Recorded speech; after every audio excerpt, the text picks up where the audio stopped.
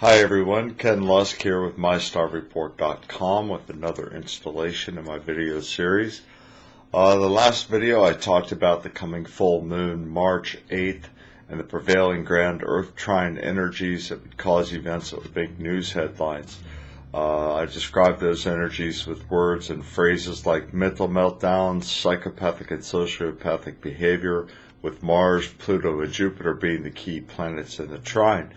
And we definitely saw those energies manifest in the news. Mars, the god of war, aggression, anger, military, guns, weapons, and violence, teamed up with Pluto, the purveyor of bizarre violence, the agents of Pluto, serial killers, mass murderers, rapists. Pluto bringing dark secrets to the surface in the form of scandals, mass graves, skeletons in the closet, etc. Jupiter's power to expand those things. I also mentioned assassination and to look for headlines alerting us to an assassination. Number one, we saw news about a U.S. soldier going door to door through two villages in Afghanistan on a shooting spree, killing 16 people altogether, civilians, mind you, and wounding an undetermined number of Afghan civilians. That happened, it took place on March 9th. And we saw an American Airlines flight attendant go mental on a flight that was taxiing the runway. She had to be physically subdued and hauled off to a local hospital. People on the scene described her actions as a mental breakdown. That was also on March 9th. We saw Israel assassinate two Hamas leaders by firing a rocket at their car. Hello. Then Israeli defense forces went on their own killing spree in Gaza for 4 days, killing at least 23 people and wounding more than 65. Of course, there were Palestinian children among the dead. There always are. That killing spree started on March 10th. Actor Michael Madsen was arrested for a physical altercation with his son on March 9th. And faces charges of, quote, cruelty to a child. I'd say it takes a bit of mental meltdown to physically attack your own child, wouldn't you? And on March 9th, a gunman walked into a Pittsburgh psychiatric hospital. You can't make this stuff up, guys. With two semi-automatic pistols and opened fire, leaving at least 2 dead and 7 injured. Not only a mental meltdown, but a meltdown in a mental facility. Okay, so astrology and accuracy, pretty cool stuff there. There are just a few of the headlines, or those are just a few of the headlines that measure up to the energies I spoke about in the last video. Now, we're coming up on a new astrological year when April rolls in.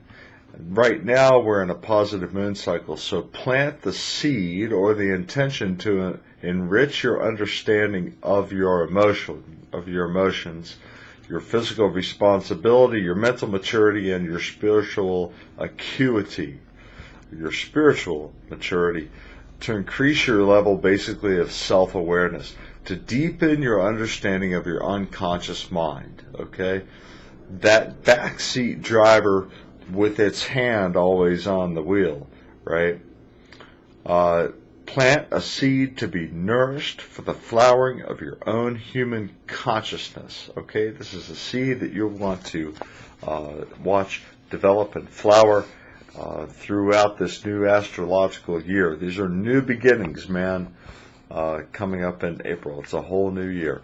And prepare to make use of a new perspective in all areas of your life, in all the departments of your life. This new perspective can be, remember the basic themes of the houses.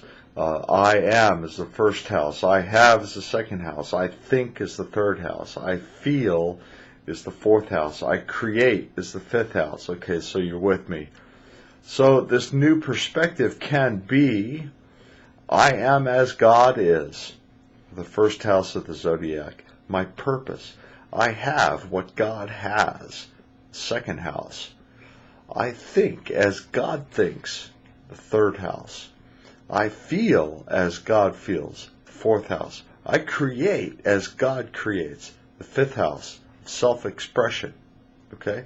And on around the wheel of the zodiac, just add a new dimension to all of the themes of the houses of the zodiac. These are concepts of advanced understanding of the wheel of the zodiac, and I'll expound on that throughout this year, and you can apply those concepts in your own life if you choose. I realized last year that we tend to formulate wonderings about who we are, what we are to others, what are at least some of the purposes to our lives as individuals here and now, and what is our meaning in the grand scheme of things.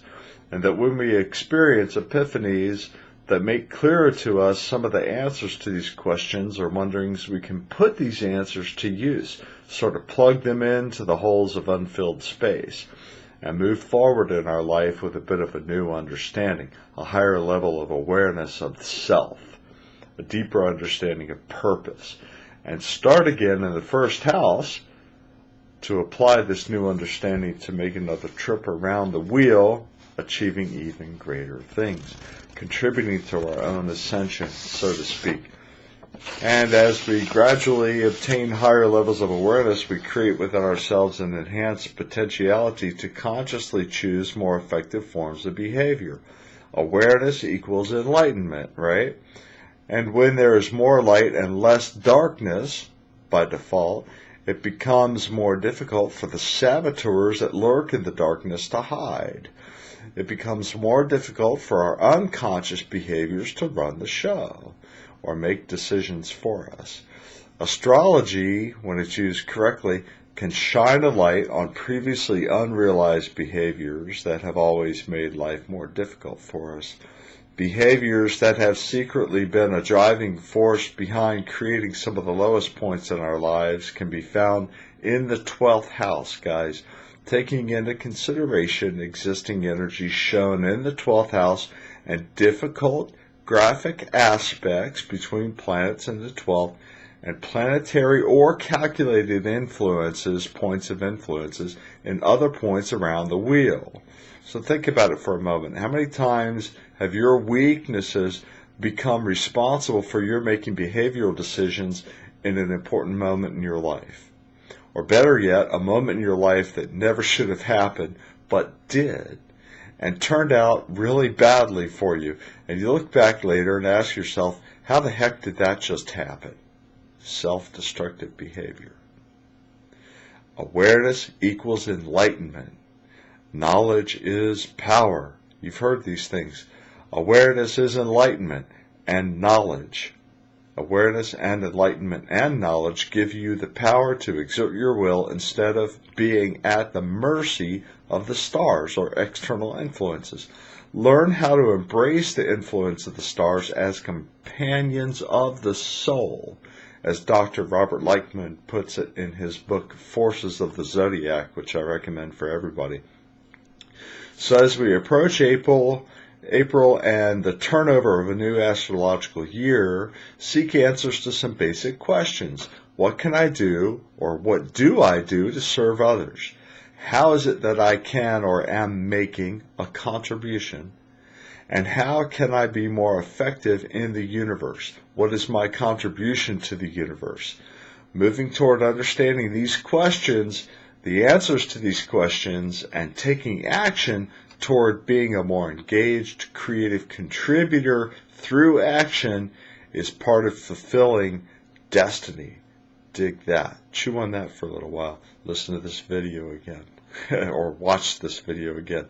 Until the next video, which is coming soon, Lusk out.